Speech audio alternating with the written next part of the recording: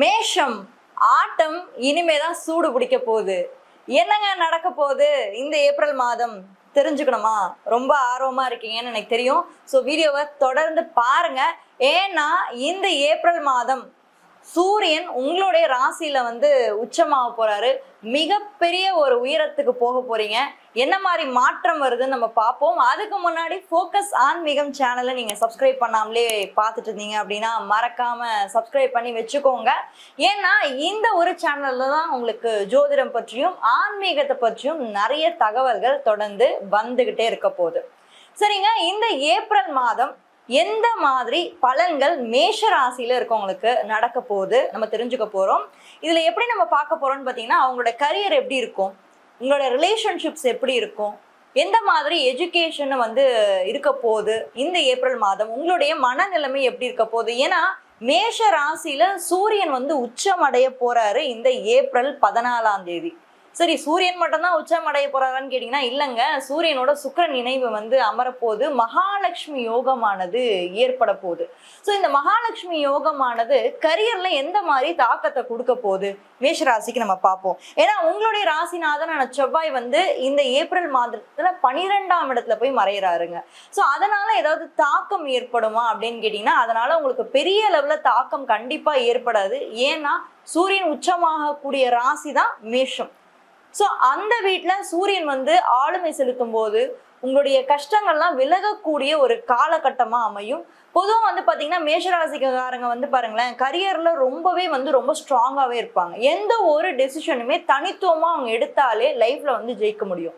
யாரையும் டிபெண்ட் பண்ணாமல் இருப்பாங்க. முக்கால்வாசி நீங்கள் பாருங்கள், அது ஒரு நெருப்பு ராசி. எப்பயுமே அந்த நெருப்பு ராசிக்கு எப்படி இருக்கும்னா அந்த இண்டிபெண்ட் ரொம்ப அதிகமாக இருக்கும். தனித்துவப்படுத்தி காட்டணுன்ற எண்ணமும் இருக்கும். அதே மாதிரி அவங்க கரியராக இருக்கட்டும், வேலையாக இருக்கட்டும், இல்லை உத்தியோகம் வியாபாரமாக இருக்கட்டும், தனியாக தெரிவாங்க.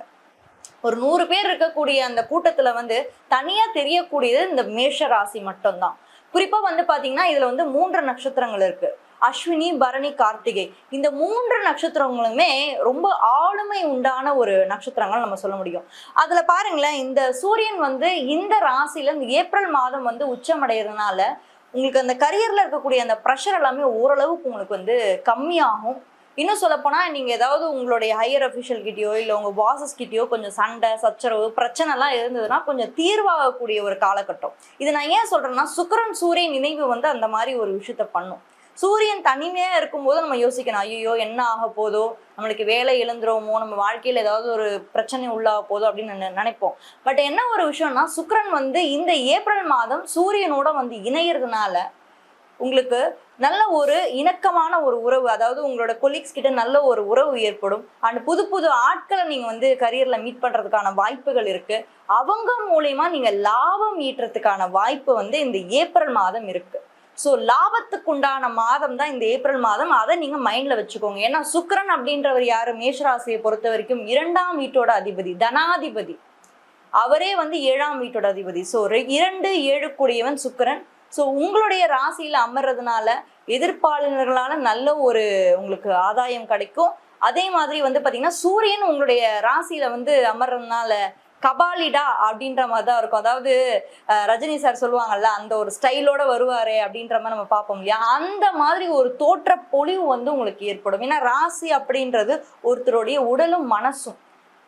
ஸோ சூரியன் சுக்கிரன் இணைவு அப்படின்றது அந்த ஒரு பவரையும் உங்களுக்கு எடுத்துட்டு கொடுக்கும். ஏன்னா சூரியன் அப்படின்னாலே பவர் தான், அத்தாரிட்டி, அதிகாரம். சுக்கிரன் அப்படின்னாலே பாத்தீங்கன்னா அந்த ஈர்ப்பு. ஸோ பதவி உயர்வு ஏற்படுறதுக்கான மாதமா இந்த ஏப்ரல் மாதத்துல நான் பாக்குறேன். இன்னும் குறிப்பா சொல்லணும்னா அரசு சார்ந்த துறையில இருக்கவங்களுக்கு இந்த ஏப்ரல் 14க்கு மேல பாருங்களேன், ஒரு மிகப்பெரிய ஒரு மாற்றம், ஒரு மிகப்பெரிய ஒரு உயர்வுக்கான ஒரு வாய்ப்புகள் நிச்சயமாக உங்களுக்கு ஏற்படுறதுக்கான நிறைய வாய்ப்புகள் இருக்கு. உங்களுடைய ராசிநாதன் இந்த மாதம் முழுக்கவே பாத்தீங்கன்னா 12ஆம் இடத்துல போய் மறைகிறாரு. இருந்தாலும் அந்த சனி செவ்வாய் கூட்டணியானது என்ன பண்ணோம் அப்படின்னா, மனசுல ஒரு விதமான உங்களுக்கு எப்படி சொல்றதுன்னா, உங்களுக்கு ஒரு விதமான டவுட்ஃபுல்லை கிரியேட் பண்றதுக்கு வாய்ப்பு இருக்கு. டவுட்டை கிரியேட் பண்றது வாய்ப்பு இருக்கு. பொதுவாகவே இந்த செவ்வாயானவர் 12ஆம் இடத்துல மறையக்கூடாதுன்னு நம்ம சொல்லுவோம் ஜோதிடத்துல. ஏன்னா அவர் காலச்சக்கரத்துடைய முதல் ராசி ஆளுமை செலுத்துறாரு, 8ஆம் ராசி ஆளுமை செலுத்துறாரு. ஸோ 12ஆம் இடத்துல செவ்வாய் மாதிரி ஒரு தைரிய வீரியஸ்தானம் இருக்கக்கூடிய ஒரு எனர்ஜி ஒரு மனிதனுக்கு தைரியத்தை பத்தி சொல்ற செவ்வாய். ஸோ அப்ப சனி செவ்வாய் இணைவு அப்படின்றத போர்க்களத்தை கூட உண்டு பண்ணும். ஸோ மனசுல ஏதோ ஒரு போர்க்களமான ஒரு வாழ்க்கையை வாழ்ற மாதிரி கூட ஃபீல் பண்ண ஆரம்பிப்பீங்க. ஸோ அது உங்களுக்கு செகண்ட் வீக்ல இருந்து வர்றதுக்கான வாய்ப்பு இருக்கு. ஸோ மனசை கொஞ்சம் அமைதியா வச்சுக்கோங்க. லைஃப்ல எது வந்தாலும் நம்மளால முடியும். ஏன்னா மேஷராசி இயல்பாவே தன்னம்பிக்கையுடையவர்கள் தான் மேஷராசிக்காரர்கள்.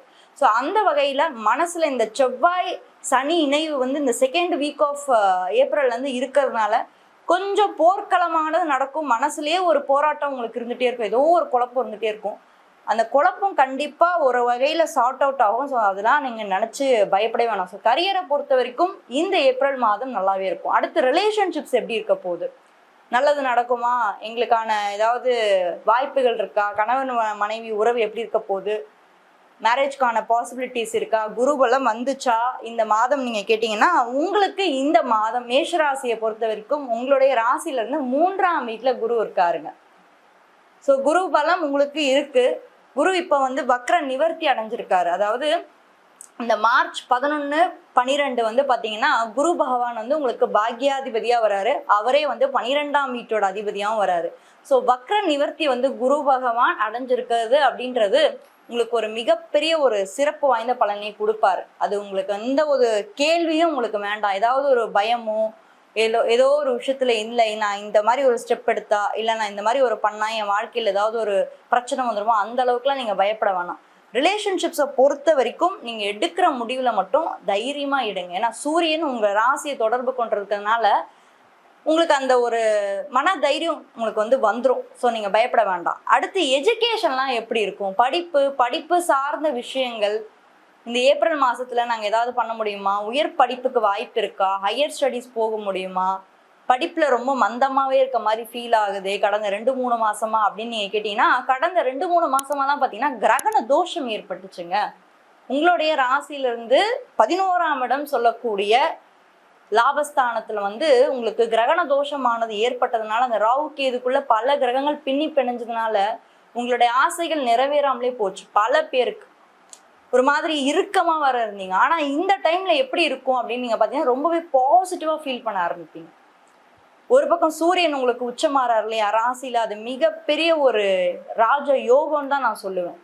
ஒவ்வொரு வருடத்துலயும் பாத்தீங்கன்னா 12 மாதத்துக்கு ஒரு வாட்டி வந்துதான். அதாவது ஒரு ராசிக்கும் சூரியன் போறதுக்கு 1 மாதம் எடுத்துப்பாரு. ஸோ 12 மாதம் கழிச்சு திரும்பவும் இந்த ஏப்ரல் மாதம் அவர் உச்சம் அடைகிறது அப்படின்றது உங்களை மிகப்பெரிய ஒரு பவருக்கும் மிகப்பெரிய ஒரு பொசிஷனுக்கும் எடுத்துட்டு போகும். குறிப்பா இன்னும் சொல்லணும்னா படிக்கக்கூடிய பசங்களுக்கு பாத்தீங்கன்னா நிறைய தைரியம் உண்டாகும்.